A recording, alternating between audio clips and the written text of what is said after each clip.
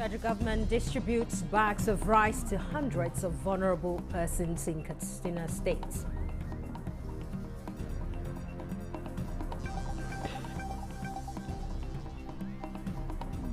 Educationists want Nigeria to attract best brains in teaching profession for improved education standards.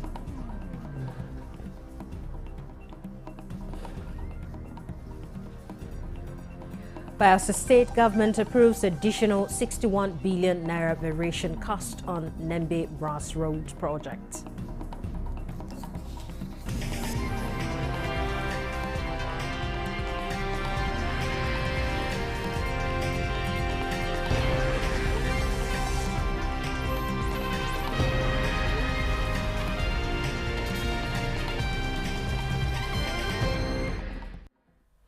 Thanks for joining us on the news desk at 3 live on Nta News 24. I am Comfort Amodu and we're live in Abuja. Now, as the world marks Habitat Day, the young ones, also referred to as millennials and Gen Z, are called to step up and act as driving force behind sustainable urban development. Earlier Executive Director Gloria Initiative for Food Security and Ecosystem Preservation, Dr. Michael Terungwa, was in our studio to speak about the significance of this year's theme, Youth to Create a Better Urban Future. Very important is because we're looking at climate change and its effects on habitat, especially urban habitats. You will see that with climate change, when flooding comes, homes are washed away, houses are destroyed. When the heat comes, it becomes unbearable to live in the kind of shelter that we develop now. So looking at the future, we are looking at young people who can come in with their innovation and technology to work with the older generation to come up with climate resilient building, smart cities of the future. World Habitat Day is a day set aside to reflect on the state of towns and cities and on the basic rights of all to decent and adequate shelter. It is a reminder that everyone has a responsibility to shape the future of habitable spaces. 424 households comprising 3,383 people from 10 communities drawn from Konduga IDP's camp have been resettled at 500 houses estate in Konduga town. Governor Babagana Umara Zulum inaugurated the estate and flagged off the resettlement exercise, warning the beneficiaries not to sell the houses. Details with Mohammed Goni. The 424 male and female heads of households, beneficiaries of the two-bedroom semi-detached houses, also receive food and non-food items as well as 50,000 naira, while 397 housewives got 20,000 naira in addition to the food and non-food items. Nawan Ali and Zara May were among the elated beneficiaries and expressed gratitude to the Borno State government for returning them to normal lives after spending years at IDP's camps. Governor Zulum said the resettlement of the 10 communities signaled commencement of closure of camps in Kandiga and reiterated commitment to resettling displaced communities before the end of his tenure. Very soon, Borno State government in collaboration with the local government council, Kandiga local government council, will start the construction of Aulari village. Permanent Secretary in the Ministry of Reconstruction, Rehabilitation and Resettlement, Lawan Ali Gwani, noted that the resettlement of the 3,383 people cutting across age and gender is voluntary and done in a dignified manner. Elder statesman Kaka Malam Yali and Kandiga local government chairman Abba Abari appreciated Governor Zulum for the developmental projects in the area. They also noted state government's commitment to resettling more communities such as Delwa and urged the beneficiaries not to sell the houses and other commodities given to them. In Maiduguri, Mohammed Goni, Nta News. As part of its food security program, the federal government has launched the distribution of over 21,000 bags of rice in Katsina State to alleviate economic hardship. And this distribution is intended to address food insecurity concerns in the state, especially in light of socio-economic factors. Awal Haliru reports from Katsina. The initiative targets vulnerable women, youth groups, and various segments of the population, aligning with the renewed hope agenda of President Bola Ahmed Tinubu. The intervention is also expected to bring relief to many households struggling to access basic necessities, particularly in rural areas. Senior Special Assistant to the President on Political Matters and Chairman of the Distribution Committee emphasized the focus of the initiative on supporting vulnerable individuals. The President appreciates your support and continued cooperation and endurance at this trying moment when the federal government is working hard to ensure that Nigeria is put on the right track. When we came on board, we discovered that a lot of sacrifice must be done in order to get things working for the betterment of Nigeria and Nigeria as a team. The distribution plans to empower beneficiaries to address some of their challenges for a more resilient and self-sufficient community. Katsina State Governor Dukorada stated that the rice distribution would boost socio-economic activities in the state. The governor commended the commitment of the federal government to completing key infrastructure projects to enhance the state's connectivity and facilitate economic growth. The distribution committee will ensure fair and efficient distribution at local and ward levels across the state. In Katsina, Awal Haliru, Nta News. And to place more value on education, educationists want Nigeria to prioritize and attract the best brains to the teaching profession to equip Nigerians for global competitiveness. They are emphatic that it is the only way to harness education as the most powerful tool for development. Lydia Sampson reports. The Ministry of Education, focusing on placing value on the teaching profession, is a reminder to recognize teachers and what they sacrifice and bequeath to humanity. He says the Ministry of Education is resolved to implement policies to better the teaching profession as stipulated. Our responsibility to teachers is very clear. It's clearly stated in our policy of DOTS. The T part of the DOTS is the teachers' support and development. We made quite a number of policies on ground. Some have been implemented, some have not been implemented, and maybe over time too, part of lack of political will. Now, this government is bringing the two on board. Our president has stated very clearly his commitment to education. Professor Tahi says government is continuously engaging with global key players to rebrand the teaching profession. Other guests on Good Morning Nigeria who joined the conversation believe though across the country there is a renewed appreciation for teachers, more still needs to be done, especially in clear requirements for enrollment into the colleges of education and other related institutions. That the greatest infrastructure for our educational system are teachers themselves. For many of us who are in the field are trying to implement education reform, we keep running up against a major challenge. And that challenge is that there is a gulf between the new aspirations for education and the capacity of existing teachers to deliver those aspirations. Because teaching is not paying enough, because government is not paying enough attention to education, quality people and people with knowledge are not interested into going into the profession. Education is teachers are being demarketed by the quality of people going into teaching. We must get that right, that the best people should be the ones who go into teaching. And of course, they should earn the best. If you pay teacher, the salary you pay people who work in the central bank, or those who work in the NNPC, or those who are there, everyone would want to go and be a teacher. To start from that point, it is very, very apt. Very apt in the sense that just like many other of the discussants here have said, teachers have not been given their due place in society. They are unanimous that teachers play pivotal roles in battling all professions. Therefore, investing in teacher development is sacrosanct. The girls want better enumeration for teachers in appreciation of their selflessness in serving in both rural and urban areas of the country. In Abuja, Lydia Sampson, Nta News.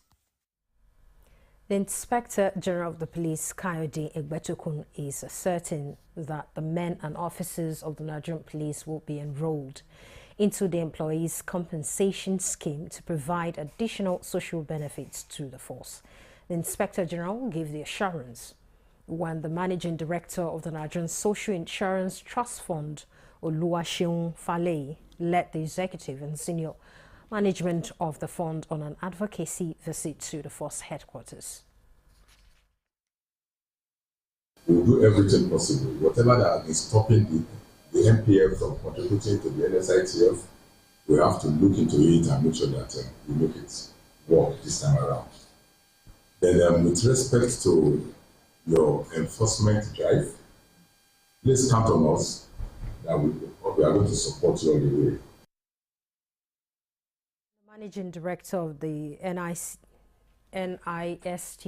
Oluwaseun Faleye, noted that the absence of compliance from the police in respect of the Employees' Compensation Scheme, but expressed optimism that the intervention of the Inspector General would turn the new page in partnership.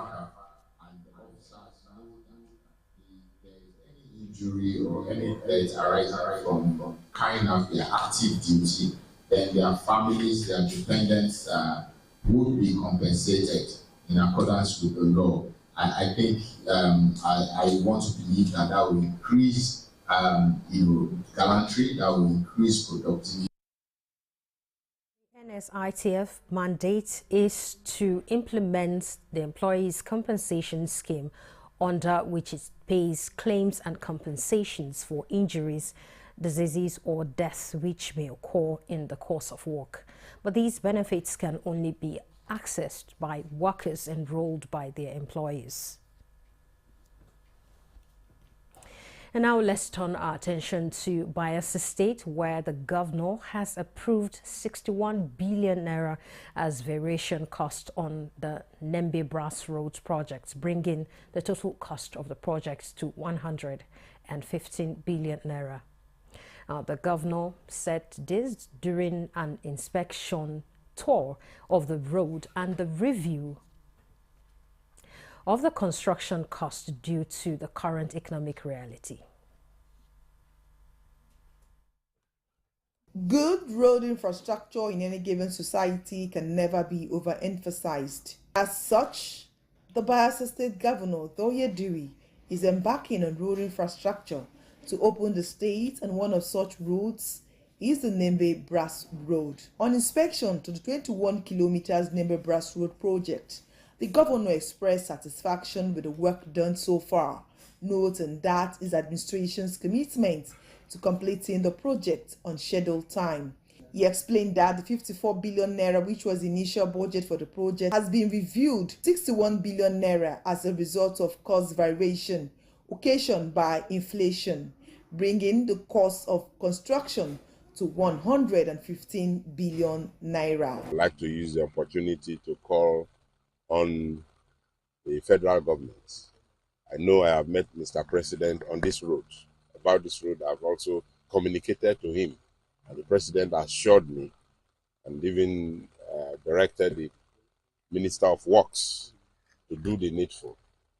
We are still awaiting action, and I'm very convinced that with the interest shown by Mr. President, the second phase of this road will be awarded this year by the federal government, and we will partner as a way of partnering with the state government to ensure that our dream in our generation of driving to Brass Island will be achieved. The Commissioner for Works and Infrastructure, Moses Taibowe, applauded the governor for the initiative and spoke further on the level of work done. Once the bridge is through, it's only asphalt that will be remaining for them to do. So far, 20 kilometers of the road has been sun-filled, with the governor reiterating his administration's commitment in partnering with the federal government in achieving the dream of driving to Brass Island. Timinapri, here, NTA News. This is the news desk at 3 on NTA News 24. Let's take a break now. More reports ahead. Not them sure. We are capable, reliable for your jobs. Printing your banners and books, SF even your cousin they do. If I tell you the price, if you go snooze, you go lose. Security printing, corporate gift items, outdoor advertising, including your billboard. I say direct printing textiles, we they do them nationwide. For better printing, you call our best globally. We they do as you talk, yo. We they do as we talk. Quality designs, your brand, our ego. You feel in gas, you feel colors, we go respond. Anytime when you call, anytime, any day, anytime. Say, our best now them sure. I say, our best global links. Now then we know for your large format printing, anything printing, yeah. Our best global links, a touch of creativity.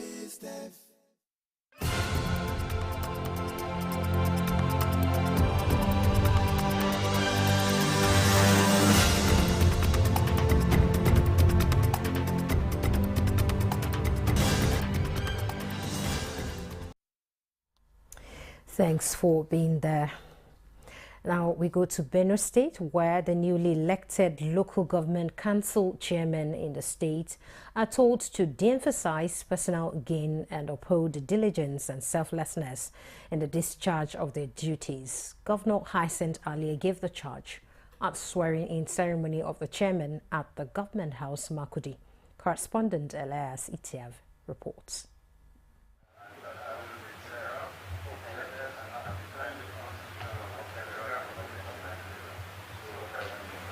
The swearing-in of the 23 local government council chairmen follows their victory in the October 5th council polls held across the state.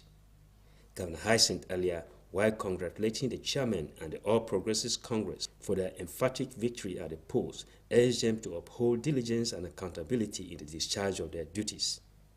The governor, who encouraged them to key into the developmental strides of his administration, also called on them to turn down personal gains but engage in meaningful dialogue with all stakeholders at the grassroots level. And this is a responsibility that demands integrity, foresight, and a steadfast dedication to the principles of accountability, transparency, fairness, and honesty in all your conductions. Chairman Vandekia Local Government Council, Dennis Guda, on behalf of his counterparts, expressed gratitude for the opportunity and pledged to replicate the governor's footsteps in making life meaningful at the third chair of government. We will follow the footsteps in making sure that we will work in line with the 7-point agenda of your government. With the kind of mass jubilation that heralded our victory, I am sure we cannot fail. Councillors are to be sworn in by their chairmen subsequently in the various local government areas. In Makurdi, Elias Itiav, NTA News. In Akwa Ibom State, Governor Umar Eno is tasking the newly elected council chairman and vice chairman to stay in their localities, deliver on their mandates and devoid of distractions. This was during the swearing-in ceremony in Uyo. Kelvin Samuel reports from the state. Swearing in the newly elected council chairmen and their deputies, Governor notes that no arm of government can completely operate in isolation, hence the need for council leaders to synergize with the state government to ensure the provision of democratic dividends at the grassroots. He charges them that elections are over, therefore party affiliation should be kept aside to serve the interest of the people. Receive your funds directly. But remember, we have shared responsibilities, and those shared responsibilities must be carefully thought out. How our teachers will be paid across board, how their allowances will be paid, how their gratuities will be paid. This administration is big on welfare. Some of the chairmen, while appreciating the governor for his support, assured that the tempo of development will be sustained and even improved upon. But they know my capacity because I've been with them. I know what they really need as a local government. I will make sure that whatever the governor, His Excellency Governor Minor, is doing in the state, in his Arise agenda, I'll do the same to my people. I expect inclusiveness. Everybody will be carried along. The People's Democratic Party, PDP, won 30 out of the 31 local government areas, while APC won in the Senudem local government area. From the government house, Uyo, Kelvin Samuel, Nta News. And from Rivers State, there are reports that suspected hoodlums have set ablaze Eleme and Ikwere local government secretariats in Rivers State few hours after the elected 23 local government chairmen were sworn in by Governor Fubara. Let's join our correspondent Kingsley Amajuri in Port Harcourt to give us an update on what's happening there. Hello, Kingsley. Hello, welcome to Rivers State, and of course we are here at the Eleme Local Government Council headquarters in Ogali. This is one of the council headquarters that was attacked early hours of today when the authorities came to resume duties at this place. You could see the main building here has been destroyed by the attackers. This is a concern that is raging in the state, and of course, since the current leadership of the council took over, we are sworn in by the governor Siminalayi Fubara yesterday. They were directed to go and resume duties and also ensure that they maintain law and order in their domain.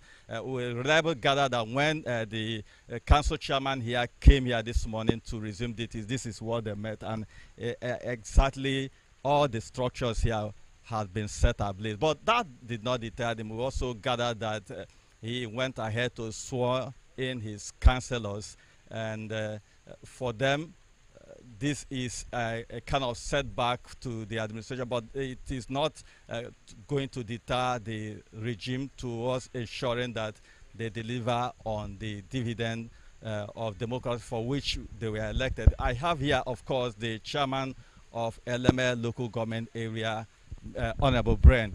Let's get his perspective of what exactly transpired here and how he feels about it, its implication on his regime. Honorable Sir, could you just tell us what was your encounter here when you arrived this morning? Well, before this morning, we gathered intelligence reports that hoodlums want to set the secretariat ablaze. We communicated this information to the security agencies. But coming to resume office this morning, we met what you are seeing here, that the council has put down. So it is for us, this is a setback, it's a high level of distraction, but however, we are not going to be distracted. Were there any form of casualty in terms of, aside from the property destroyed, there any form of casualty, and what next line of action are you intending to take with regards to what has happened here? Well, you recall that earlier this morning, immediately after the incident, the Legislative Assembly did their first sitting today, and as part of their resolution, they urged me to, as a matter of urgency, to see what we can do to replace or to repair what has been damaged, so that we can carry out our duties. So our next line of action is to ensure that this place is put back to use so that council staff and politicians can resume duties here. Were there any form of arrest that was done with regards to this destruction? Were there people that were arrested in court?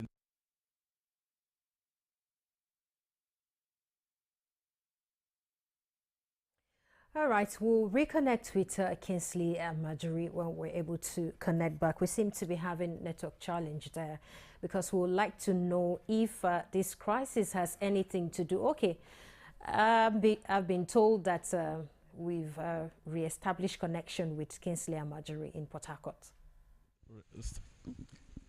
Of course, like I have the area established, you heard from the chairman of Eleme local government area who has asserted that what has happened here will not deter them. And of course, the Legislative Assembly has also commenced their sitting. And for the people of LMA, they look forward to this administration, like other local government areas, with the new set of leadership in place to ensure that what they are elected for in terms of governance, they will go ahead and deliver it to the people. Not just, don't also forget that before now, this council secretariat across the 23 local government areas in the state were sealed off by the police authorities, but with the swearing-in ceremony conducted for this set of council legislators, the police authority directed that the councils be reopened for the democratic institutions to perform their duties, and that is what they are out here to do. It's back to you. All right, Kingsley, I was going to ask you before we lost that connection with you.